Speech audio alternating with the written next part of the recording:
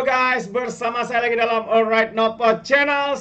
Terkini, akhirnya Muhyiddin Yassin tiba di Mahkamah Gua Musang ya untuk menghadapi pendakwaan ya dalam akta hasutan. Jadi sahabat semua, saya ingin memberikan sedikit update ya berkaitan dengan perkara ini. Tapi sebelum saya teruskan, jangan lupa juga untuk terus support Alright Nopo Channel dengan cara tekan butang subscribe, like dan share. Mari kita ikuti berita gempak hari ini. Muhyiddin tiba di mahkamah untuk pendakwaan isu 3R. Wow, terbaik akhirnya. Ya, berita baik buat seluruh rakyat Malaysia. Ya, walaupun mungkin kita tahu Muhyiddin tidak akan mengaku bersalah dan minta untuk dibicarakan, tapi apapun pendakwaan telah dimulakan. Yang mana bekas Perdana Menteri Muhyiddin Yassin tiba di kompleks Mahkamah Gua Musang di Kelantan sebentar tadi bagi menghadapi pendakwaan berhubung ucapan yang dikatakan menyentuh isu berkaitan kaum, agama dan juga raja-raja ketika berkempen pada pilihan raya kecil di Dewan Undangan Negeri Dun Nenggeri baru-baru ini.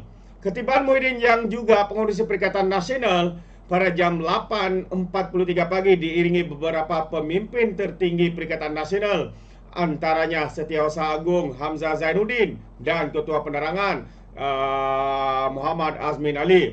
Sementara itu, sistem e-filing Mahkamah Persekutuan Malaysia memaklumkan sesi pendengaran kes berkenaan bermula pada 9 pagi ini di hadapan Hakim Nik Muhammad Tarmizi, Nik Muhammad Sukri.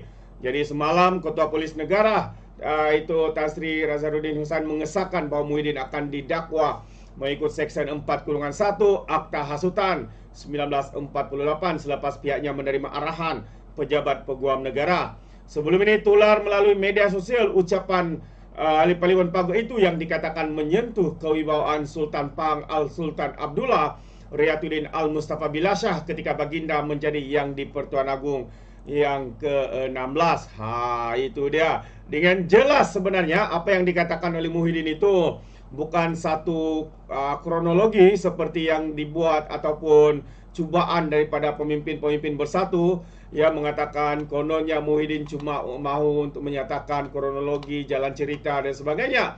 Tetapi dalam petikan video itu sebenarnya dalam sebahagian ya kenyataan daripada Muhyiddin itu jelas ya menunjukkan bahwa apa yang dikatakan oleh Muhyiddin itu memang sangat-sangat jelas ya, satu berbau hasutan ya, mempertikaikan yang di Pertuan Agong. Kononnya ya, kenapa dia sudah cukup kerusi 115 tetapi dia tidak dipanggil ke istana untuk mengangkat sumpah sebagai Perdana Menteri. Jadi jelas sehingga hari ini Muhyiddin belum pun move on dan tidak menerima kenyataan bahawa beliau tidak diangkat sebagai Perdana Menteri. Jadi jawapannya sangat mudah sahabat semua. Saya bagi perumpamaan. Ini beberapa kali saya sudah kongsikan bersama dengan pendengar-pendengar di Alright Nopo Channel ini. Bayangkan kamu yang menonton video ini menulis satu resume, lalu print, dan kemudian kamu hantar kepada satu syarikat ya untuk memohon pekerjaan. Ya, sama juga ya Muhyiddin untuk dia memohon jadi Perdana Menteri, dia kena ada satu bukti yang solid ya, sama seperti Anda sahabat semua yang memohon hantar resume. Soalnya kita perlu tahu bahwa apabila kita hantar resume itu, adakah Anda akan diterima terus untuk mengisi kekosongan jawatan tersebut? Jawabannya tidak. Kerana apa? Ini sebenarnya. Kerana apa? Resume yang kamu hantar itu perlu dicek kesahihannya. Benarkah degree, diploma ataupun ijazah, master ataupun PhD yang kamu ada itu benar belaka. Jadi apa yang perlu dibuat? Ya, pihak syarikat itu akan menilai. Telefon sana sini pastikan ia benar atau tidak. Kalau benar, lepas tu dia akan tengoklah pula kepada bahagian-bahagian lain. Antaranya pengalaman bekerja di syarikat ini, jadi manager, jadi CEO dan sebagainya. Soalnya sekali lagi, benarkah maklumat itu tepat? Jadi apa yang perlu dibuat oleh syarikat itu, dia kena verify. Telefon company-company yang kamu nyatakan itu, benarkah kamu sebagai manager, berapa lama, dan ketika kamu jadi manager, bagaimana prestasi kerja kamu, adakah kamu dibuang kerja, adakah kamu meletak jawatan, kenapa dan sebagainya. Jadi perkara seperti ini harus dicek, apatah lagi jawatan itu adalah satu jawatan yang sangat penting di dalam sesebuah syarikat. Jadi sama juga sahabat semua dengan case ini. Ya, Muhyiddin katanya dia sudah hantar. Ya, jadi ya, apabila dicek 115 itu, dia ada beberapa percanggahan yang dikatakan oleh Muhyiddin. Ada 10 ahli parlimen UMNO memberikan sokongan kepadanya. Tapi dalam masa yang sama, 10 ahli parlimen UMNO yang memberikan sokongan kepada Muhyiddin itu juga turut mempunyai SD bersama dengan parti ataupun Barisan Nasional.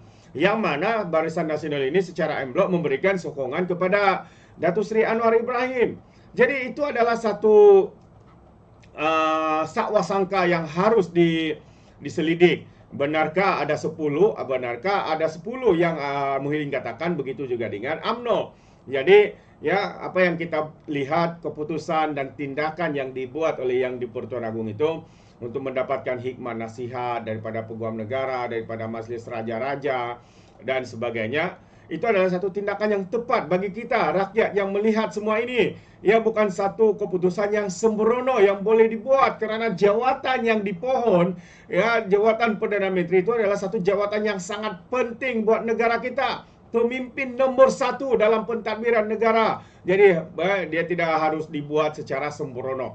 Jadi inilah yang saya maksudkan sahabat semua, bahawa ya Muhyiddin ini kian meroyan, terus meroyan, sehingga akhirnya dalam ceramah di dalam PRK di Dundengeri, dia sendiri ya mengeluarkan satu kenyataan yang begitu biadab, sehingga Tengku Mahkota Pahang sendiri membuat kenyataan sahabat-sahabat semua bertita untuk mengambil tindakan tegas kepada Muhyiddin Yassin ini. Dan akhirnya hari ini akan didakwa di bawah akta hasutan. Pemimpin nombor 2, pemimpin bersatu pula mengatakan tiada asas dakwa Muhyiddin di bawah akta hasutan. Itu antara kenyataan daripada Faizal Azumu ataupun dikenali sebagai Peja. Itu dia. Jadi Timbalan Presiden Bersatu Ahmad Faizal Azumu menegaskan tiada asas untuk mengenakan pertuduhan di bawah akta hasutan 1948 terhadap Presiden parti itu, Muhyiddin Yassin, di Mahkamah Seksyen Gua Musang. Ahmad Faizal berkata ini karena ucapan Muhyiddin disampaikan secara beralas dan tidak mempunyai unsur provokasi terhadap Raja-Raja Melayu. Ini cubaan ya untuk memusingkan fakta. Tetapi kita bukan bodoh sahabat semua. Kita sudah mendengar video itu dengan jelas. Walaupun ya dia tidak menyebut nama Yang di-Pertuan Agong, tapi dia mempersoalkan, kamu tahu siapa itu katanya. Dan apa yang dikatakannya lagi, dia sudah cukup 115. Namun yang dia tidak tahu kenapa dia tidak dipanggil ke istana untuk mengangkat sumpah jadi Perdana Menteri. Ini satu persoalan mempertikaikan keputusan Yang di-Pertuan Agong dengan jelas sahabat semua. Dan kalau ini bukan hasutan, apakah namanya? Ya? Adakah itu satu pujian? Tidak. Adakah itu satu kebodohan? Iya. Adakah itu satu kerakusan kuasa? Iya. Adakah ia terus meroyan karena tidak mendapat kuasa dan menjadi Perdana Menteri? Iya.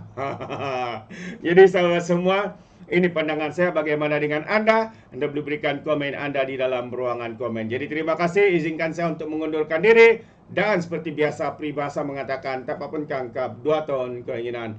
Dalam bahasa Melayunya, tepuk dada, tanya selera. Sekian daripada Alright Napa Channel. Saya kita berjumpa lagi. Bye-bye.